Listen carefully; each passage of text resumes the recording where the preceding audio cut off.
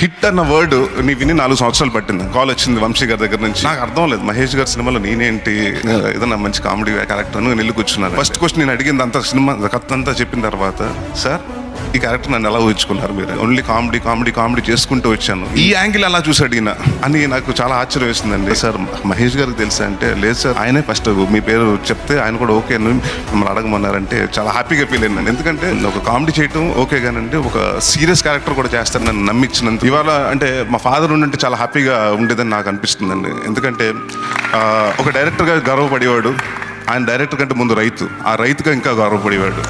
చాలా సినిమాలు చేస్తూ ఉండే, చాలా సినిమాలు చేశాను కూడా, పేరు వస్తుంది కానీ రెస్పెక్ట్ మాత్రం కొన్ని సినిమాలకు వస్తుంది. మహర్షి నాకు ఆ రెస్పెక్ట్ ఇచ్చింది. రిలీజ్ రోజు పొద్దున్నే ఫోన్లు నాకైతే ఎలా ఉందంటే, రిలీజ్ రోజు ఫోన్లు వస్తే అంటే హిట్ అన్న వర్డ్ నీ విని 4 సంవత్సరాలు పట్టింది. నాకైతే వెళ్ళిపోయి ఎక్కడన్నా అరవాలనిపించింది ఆ హిట్కి, అంటే ఆ సౌండ్కి. అప్పుడు అనిపించింది సక్సెస్ఫుల్ కామాలే ఉంటాయి, ఫుల్ స్టాప్లు ఉంటాయి. Thank you very much.